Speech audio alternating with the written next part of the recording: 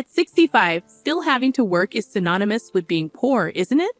Until that moment, her demeanor had been nothing but cheerful. Yet, as she neared me, a malevolent smirk crept onto her face. A recent addition to the workforce in her 20s, speaking discreetly to avoid others overhearing, cast a judgmental gaze upon me, a part-time worker, and then sauntered off without a word.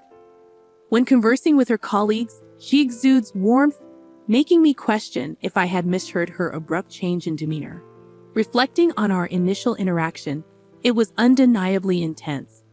But that was merely the tip of the iceberg.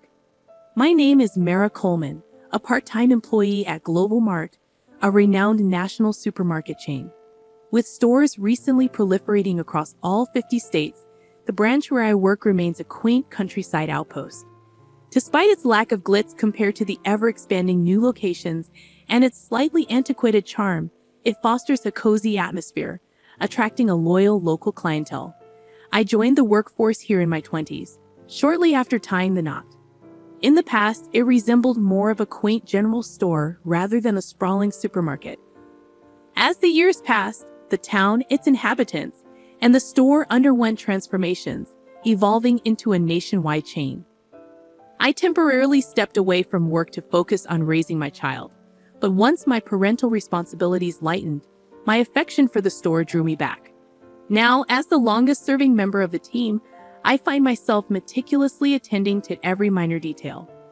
"Oh my, this floor could use a good cleaning," I muttered to myself as I bent down with a rag in hand, ready to scrub away. Suddenly, a voice pierced the silence. "What on earth are you doing crouched there? You're blocking the way." Surprised, I spun around to find a young woman with her hair fashioned into two bunny-like knots, clad in a Global Mart uniform, though unfamiliar to me. As I pondered whether she was a new recruit, she folded her arms and shot me a stern look. "There's no point in doing useless tasks, but cleanliness is crucial for the store. Cleaning a spot that no one sees is just a waste of time, isn't it? Don't you dare talk back to me. You're just a part-timer," she snapped, catching me off guard with her sudden appearance and outburst. Later, our manager introduced me to her, Juliana, a recent graduate who had joined Global Mart that spring and was assigned to our store for initial field training. Juliana greeted the assembled part-time and temporary staff with a beaming smile. "Please be kind to me. I'm determined to work hard." Her cheerful disposition was a stark contrast to her earlier demeanor. Perhaps her earlier harsh words were merely a product of first-day nerves. Lost in thought, I watched as Juliana finished her introductions and made her way over to me. "You're Mara, right? I've heard you're the most experienced person here." "Yes, I've been here for quite some time," I replied. "Well, it's quite obvious you're older," Juliana remarked, her smile vanishing, replaced by a sneer. "Working at 65, one must be in dire straits financially." Excuse me?" I stammered, taken aback by her unexpected comment.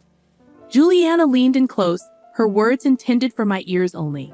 Shocked into silence, I watched as she chuckled and returned to the manager's side. Her interaction with the manager mirrored her earlier amiable demeanor. I initially brushed off the sudden shift in her attitude, chalking it up to a misunderstanding. However, whenever Juliana and I found ourselves alone, she would hurl derogatory remarks my way. Once, as I labored to move heavy items, she remarked, "Even at your age, must you subject yourself to such strenuous work for survival? How pitiable." Though her expression feigned sympathy, her crossed arms and rigid posture betrayed her contempt. On another occasion, upon witnessing me take home some leftover deli food, she sneered, "How destitute! Are you not ashamed?" Her tone dripped with mockery. And yet again, she quipped, "You're not exactly proficient at your job for someone your age. Perhaps you excel more in flattery than in actual salesmanship." Such were her mannerisms, consistently scornful whenever we were alone. However, the wisdom accrued over the years had taught me not to be ruffled by the words of someone young enough to be my daughter. I chose to overlook her behavior and let it slide. However, Juliana appeared to take issue with my approach, and her conduct took a turn for the worse. On a bright, sunny day, I found myself aiding a regular customer who grappled with vision impairment. often requiring assistance in selecting her items. "I'm sorry for the inconvenience," she apologized. "No inconvenience at all. Thank you for choosing us.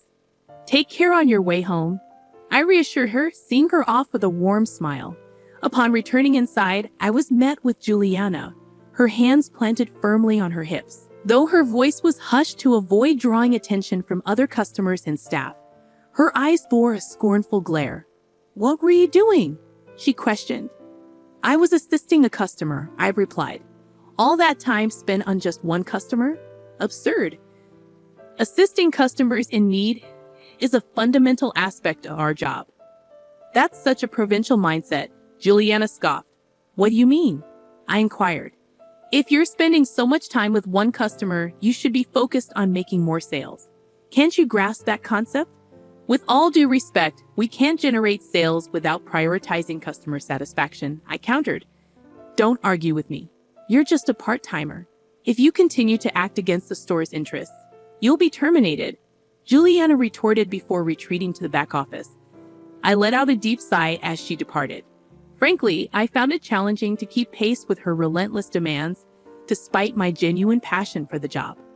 Juliana's on-site training as a fresh recruit spanned a mere 2 weeks, with one already behind her. Knowing I just had to endure one more week made the situation somewhat bearable. Mentally preparing myself to persevere, I returned to my duties. As the week drew to a close, Juliana's training concluded, and she bid farewell to the store.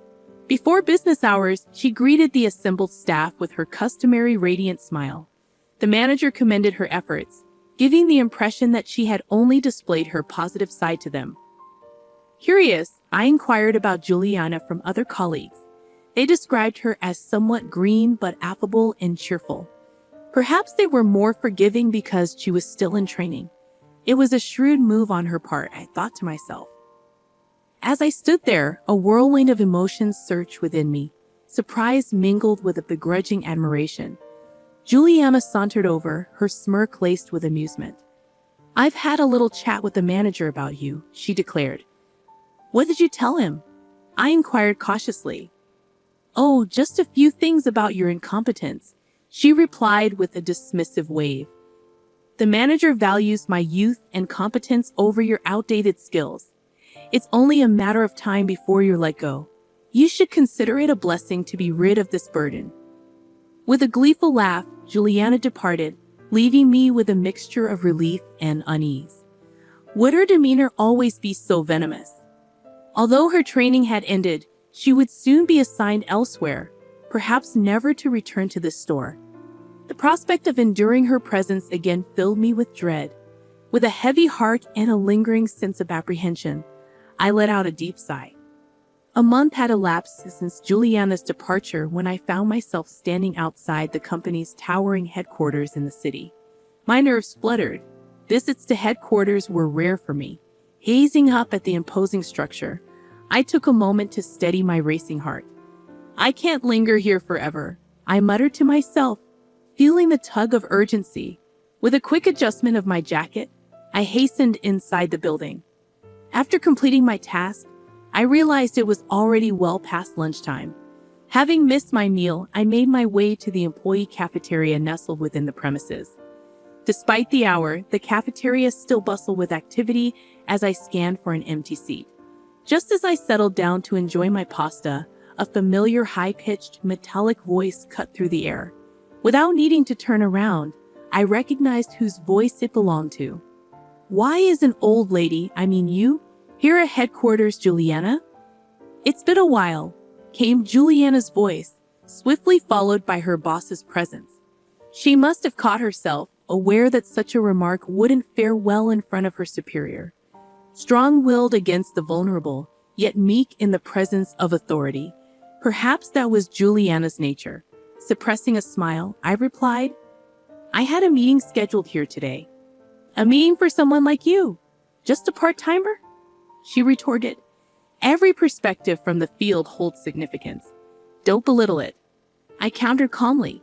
"The input of a low-level part-timer like you isn't required," Juliana shot back.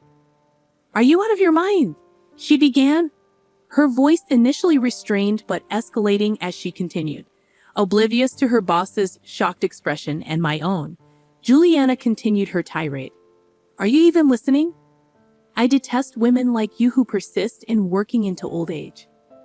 I find fulfillment in my work, and I'm grateful for the opportunity, even at my age, I asserted. Juliana's response was swift and disdainful. It's repulsive. Spare me the sight of your pathetic existence. Listen here. There's this person from my training, utterly useless, yet refuses to leave. She's dragging down the store. She should be terminated, Juliana continued, her disdain evident. Intervening before Juliana could say more, her boss stepped in. At that moment, the cafeteria's entrance hummed with activity as an elderly gentleman approached us. Juliana's boss straightened up, but Juliana's expression soured as she glared at him. What's all the fuss about? Who are you? And what do you want? The elderly gentleman inquired. It appears I've arrived at an opportune moment, Marcia, he remarked. Indeed. Left unchecked, this situation could tarnish the company's reputation. That's a serious concern, Marcia replied. Don't ignore me and start talking, the elderly man pressed on. Wait, do you even realize who this is? I interjected. You should have heard him speak at the orientation, Juliana. Another voice chimed in. Juliana's expression shifted to one of confusion as she glanced at the man beside her. Suddenly, a wave of realization washed over her, and her complexion paled. It dawned on her who the man standing next to her truly was. Bert Coleman, the president of Global Market. Are you a recent hire? What's your name? Bert inquired. Her name is Juliana Bert, the other person replied. Why are you addressing the president by his first name? I questioned. She's my wife. It's only natural for her to call me by my name, Bert clarified. Huh? Juliana's eyes darted between me and Bert, her confusion palpable. Meanwhile, Juliana's boss buried his face in his hands. I rose from my seat and positioned myself beside Bert. Allow me to reintroduce myself. Mara Coleman, 65, wife of the president of Global Mart. I introduced myself. You're kidding, right? If you're married to the president, why are you slumming it as a part-timer in some dingy supermarket? Juliana retorted. As I said, I genuinely enjoy working. Global Mart began as a humble venture that Bert and I launched together. As it flourished, he assumed the role of president. However, I've always cherished a direct connection with customers, hence my decision to continue working part-time. Interestingly, aside from the manager, nobody at my workplace is aware of my relationship with the president. That dingy store you mentioned happens to be the very first Global Mart branch, the cherished establishment Bert and I initiated. So, the meeting wasn't a ruse. Mara attends these gatherings monthly as a representative from the field. It's been a while since she's been physically present. They've mostly been conducted online lately, Juliana's boss clarified. That's correct. Hence, I was feeling a bit apprehensive today, I added. That's preposterous, Juliana interjected. What's preposterous? I inquired. If I had known you were the president's wife, I wouldn't have acted the way I did. You deceived me, Juliana accused. Her face flushed with anger, seemingly on the verge of confrontation. However, her boss stepped in front of me, serving as a buffer. It was Bert who addressed Juliana next. I've heard about you from Mara, but forming judgments solely based on hearsay is hardly fair. I wanted to assess the situation firsthand. Now let's not escalate matters. What? I overheard your conversation with Mara earlier. It seems you're not a good fit for our company, Juliana countered, her tone defiant. Please hold on. There's been a misunderstanding, I interjected. Indeed, it's all just a misunderstanding. Allow me to clarify. We can call the manager from the training store. He can attest to my dedication and performance, I proposed. I've already spoken with the manager, Juliana's boss revealed. He was well aware of your actions behind the scenes. I requested him to stay quiet about it, given your status as a trainee.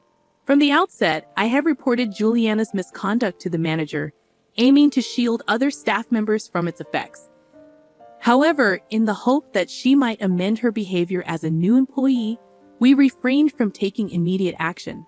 Unfortunately, it appears that hope was misplaced. As I elucidated the situation, Juliana appeared utterly dumbfounded, her mouth gaping open and closed like a fish out of water. I offered her a sympathetic smile.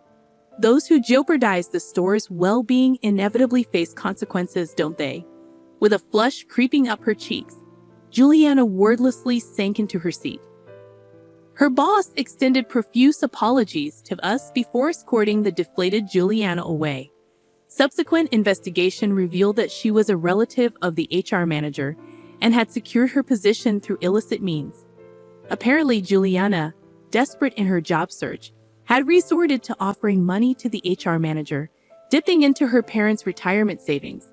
Upon discovering the truth, her parents were incensed, disowning her and ejecting her from their home. Thus, she found herself not only jobless but also homeless. Yet, with her knack for charming others and her resilience, she'd likely find her footing elsewhere, perhaps even in a nocturnal occupation. I could only hope that she wouldn't fall prey to unsavory influences. Meanwhile, Bert appeared somewhat disheartened, grappling with the revelation of an employee's misconduct, pondering whether it stemmed from the company's expansion. I offered him reassurance. Let's return to our roots and collaborate at the store once more. Bert's face brightened with a smile. That sounds perfect, he responded. Working in the store is my very essence. It's akin to nurturing our own offspring from its inception. I aspire to remain there perpetually, always wearing a smile.